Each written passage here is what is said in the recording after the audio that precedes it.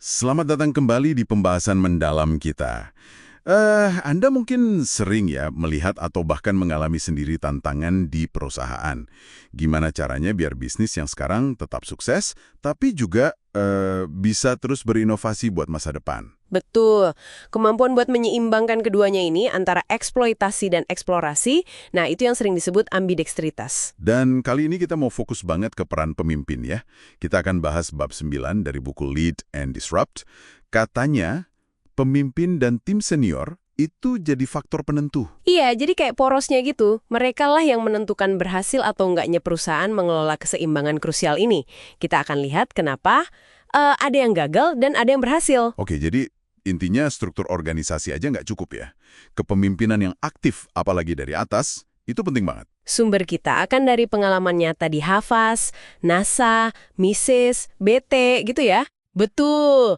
Nah, mari kita mulai dari jebakan umumnya dulu. Kenapa sih pemimpin bisa gagal? Seringkali masalahnya itu bukan di ide inovasinya loh. Oh iya, gimana tuh contohnya? Contohnya David Jones di Havas. Strateginya kan bagus ya, menggabungkan iklan tradisional sama crowdsourcing. Secara konsep oke banget kedengerannya. Tapi, kenyataannya gagal ya. Kenapa tuh? Nah, ini dia. Pemimpin puncaknya itu bisa dibilang gagal ngajak tim seniornya. Dia delegasiin tugas tapi akuntabilitasnya nggak jelas. Terus resistensi di dalam nggak diatasi. Wah, itu berarti masalah di scalingnya ya. Gagal memperbesar dampak inovasinya gitu. Tepat. Ide bagus tapi eksekusi dan dukungan dari atasnya lemah. Jadi, ya nggak jalan. Mirip juga sama upaya awal Jeff Davis di NASA waktu mau ngenalin Open Innovation. Oh, yang inovasi terbuka itu. Kenapa ditolak? Ditolak keras sama ilmuwan di sana. Mereka merasa, wah ini ancaman buat identitas profesional dan budaya kerja kami gitu. Pemimpinnya waktu itu kayaknya kurang peka sama aspek emosional, aspek budaya ini. Ditambah tim seniornya juga ragu-ragu ya? Iya, tim seniornya sendiri nggak solid. Jadi pelajarannya buat Anda nih, kegagalan kayak gini seringkali bukan karena idenya jelek, tapi karena pemimpinnya gagal mengelola ketegangan sama aspek manusiawinya. Ini jebakan umum banget. Oke. Jadi kelihatan banget ya, krusialnya peran pemimpin. Nah, kalau gitu gimana caranya biar berhasil? Kita lihat contoh suksesnya. Mungkin Mike Lowry di Mises. Nah, iya. Lowry ini menarik. Dia secara sadar dan aktif melindungi unit eksplorasinya yang pakai open source. Padahal, wah, tekanan dari bisnis inti itu kuat banget buat motong biaya unit baru itu. Bahkan dari timnya sendiri ada resistensi ya? Betul. Tapi dia tetap jalan, dia sadar kalau dia lagi ngelola dua permainan yang beda. Satu buat efisiensi, satu lagi buat eksperimen. Melindungi unit baru gitu pasti nggak gampang ya secara politik di dalam. Benar-benar kayak jadi tameng gitu ya pemimpinnya. Persis. Contoh lain, Ben Verwaayen di BT. Dia lebih drastis lagi. Gimana tuh? Buat menyukseskan strategi broadband-nya yang waktu itu disruptif banget, dia sampai merombak tim seniornya.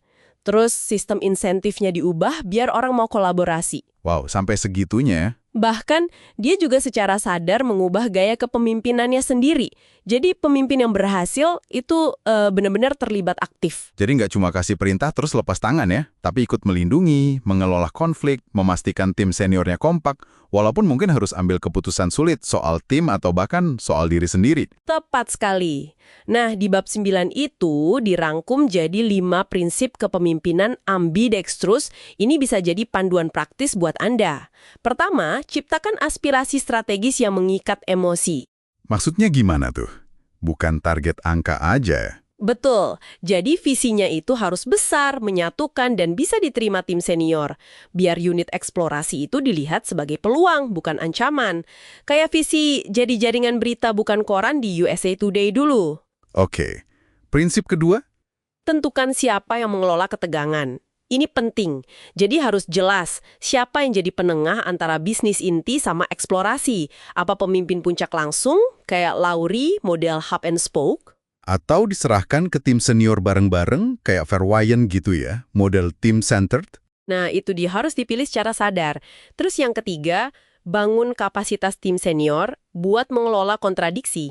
Timnya harus nyaman buat debat, buat hadapi konflik soal alokasi sumber daya yang pasti rebutan kan? Dan harus berani ambil keputusan sulit bareng-bareng ya? Ini agak unik. Konsisten dalam inkonsistensi. Kedengerannya aneh ya? Maksudnya gimana? Maksudnya, pemimpin harus sadar kalau aturan main, metrik, bahkan gaya kepemimpinannya itu perlu beda antara unit eksploitasi yang ngejar efisiensi sama unit eksplorasi yang butuh ruang buat coba-coba. Oh, jadi kayak pakai topi yang beda gitu ya? Tapi tetap disatukan sama visi besar tadi. Tepat. Ini butuh fleksibilitas tinggi dari pemimpinnya. Nah, yang terakhir, prinsip kelima, kaitkan pembaruan pribadi dan tim dengan pembaruan organisasi. Organisasi berubah kalau orang di dalamnya, terutama pemimpin dan tim intinya, nggak mau ikut belajar, adaptasi, dan ubah cara kerja mereka. Kayak Verwayan dan Davis tadi, kan mereka belajar dari pengalaman awal terus ubah pendekatan. Jadi, makin jelas ya. Memimpin ambidexteritas ini benar-benar soal kepemimpinan yang dalam. Bukan cuma soal gambar struktur organisasi di kertas, tapi soal gimana pemimpin dan timnya itu aktif mengelola dinamika manusia, budaya, dan ketegangan sehari-hari. Iya, mereka itu betul-betul jadi faktor penentu, porosnya lah. Struktur itu penting, tapi kepemimpinan yang ngasih nyawa ke struktur itu. Tanpa kepemimpinan yang tepat ya susah. Oke, sebagai penutup nih, kami mau ajak Anda merenung sebentar. Setelah dengar contoh-contoh tadi, coba pikirkan, seberapa siap Anda atau para pemimpin di organisasi Anda buat secara aktif mengelola tarik ulur antara kebutuhan bisnis hari ini dan peluang masa depan. Bahkan ketika tindakan itu terasa, nggak nyaman, berisiko, atau mungkin melawan kebiasaan yang udah ada selama ini. Pertanyaan yang menarik untuk direnungkan. Sampai jumpa di pembahasan mendalam berikutnya.